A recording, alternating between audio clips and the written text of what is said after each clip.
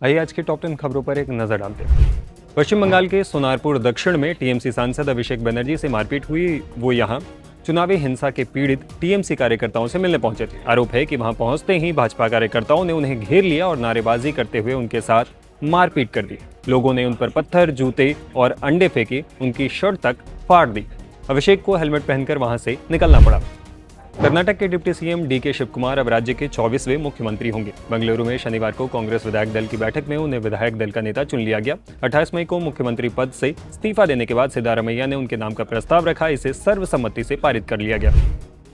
सेना प्रमुख जनरल उपेंद्र द्विवेदी ने कहा है कि ऑपरेशन सिंदूर अभी खत्म नहीं हुआ है। फिलहाल संघर्ष विराम जैसी स्थिति है। जरूरत पड़ी तो तीनों सेनाएं ऑपरेशन सिंदूर 2.0 के लिए पूरी तरह तैयार है। आर्मी चीफ ने कहा कि ऑपरेशन सिंदूर ने एक बेंचमार्क सेट कर दिया है कि भारत किसी भी उकसावे पर कैसे जवाब देता है। बिहार की पूर्व मुख्यमंत्री राबड़ी देवी ने शनिवार को कहा कि जिस सरकारी बंगले में वो पिछले 2 दशक से ज्यादा समय से रह रही हैं, उसे वो खाली नहीं करेंगे। उन्होंने मुख्यमंत्री सम्राट चौधरी को चुनौती देते हुए कहा कि उन्हें जबरदस्ती हटाकर दिखाएं। पर आते हुए हम तो चाहते हैं कि सम्राट चौधरी पूरा बिहार के फोर्स बुला के हमारा 10 नंबर खाली करा दे। हम नहीं खाली करेंगे, आवे हमारा सामने। अमेरिकी रक्षा मंत्री पीट हेग्सेथ ने कहा है कि भारत शक्तिशाली है और अपनी सेना को आधुनिक बना रहा है। हेग्सेथ ने ये बयान शनिवार को सिंगापुर में शांग्री ला डायलॉग में दिया। पीट हेग्सेथ ने कहा कि भारत औद्योगिक और लॉजिस्टिक क्षमता बना रहा है ताकि बड़े और मुश्किल सैन्य अभियान चलाए जा सके। अमेरिकी विदेश मंत्री मार्को रूबियो ने कहा है कि मध्य पूर्व में शांति को आगे बढ़ाने में पाकिस्तान की भूमिका है। इसके लिए उन्होंने पाकिस्तान का शुक्रिया भी अदा किया। मार्को रूबियो ने यह बयान शुक्रवार को पाकिस्तान के उप प्रधानमंत्री और विदेश मंत्री इशहाक डार से मुलाकात के बाद दिया है। अमेरिका और ईरान के बीच प्रस्तावित 60 दिन के युद्ध विराम समझौते में ईरान को बड़ी आर्थिक मदद देने की बात सामने आई है। न्यूयॉर्क टाइम्स की रिपोर्ट के मुताबिक समझौता होने पर ईरान को 300 अरब डॉलर यानी करीब 28.5 लाख करोड़ रुपए का फंड दिया जा सकता है। साथ ही अमेरिकी कंपनियों को ईरान में निवेश की अनुमति भी मिल सकती है। राजस्थान के 5 जिलों श्रीगंगानगर, बीकानेर, चूरू, हनुमानगढ़ और सीकर में शनिवार दोपहर रेतीला तूफान आया है। इसके कारण करीब 200 वर्ग किलोमीटर के एरिया प्रभावित हुआ।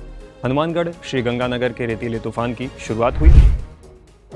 दिल्ली एनसीआर में शनिवार शाम मौसम ने अचानक करवट ले ली। तेज हवाओं और घने बादलों के कारण कई इलाकों में तापमान में गिरावट दर्ज की गई, जिससे लोगों को गर्मी से राहत मिली। मौसम विभाग ने अगले कुछ घंटों के दौरान हल्की से मध्यम बारिश और तेज हवाएं चलने की संभावना जताई।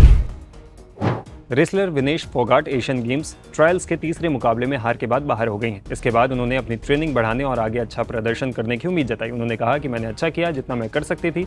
मैंने अपना 100% दिया है। मेरे अंदर जितनी एनर्जी थी मैंने अपना सब दिया है। कि मैं बड़ी शुक्रगुजार हूँ हमारी सुप्रीम कोर्ट का और दिल्ली हाई कोर्ट का। उन्होंने परमिशन दी है तो इसलिए आज मैं मैट पे हूँ, नहीं तो ये लोग तो मेरे को कैसे भी मैट पे नहीं आने देना चाहते थे। और मैं आखिर तक स्टार्टिंग से मैं यही बोल रही थी कि मैट पे डिसाइड होने दो कौन अच्छा है कौन नहीं है। ऑब्वियसली बाइसनेस हुआ है, लेकिन मैं चाहती हूँ कि मैं इतनी ट्रेनिंग करूँ कि जो ये चीटिंग कर रहे हैं उनकी चीटिंग भी पीछे रह जाए और ये चाह के भी मेरे को ना डिफीट कर पाए। तो इतनी मैं अपना कोशिश करूंगी कि और ट्रेनिंग बढ़ाऊं और अच्छा करूँ। वापस आओगे एंड 53 किलोग्राम में आपको कितना फ्यूचर ब्राइट दिख रहा है हमारा? अच्छा है, मतलब बच्चों में तो अगर सिस्टम सपोर्ट करेगा तो हमारे सब बच्चे अच्छे ट्रेनिंग करते हैं।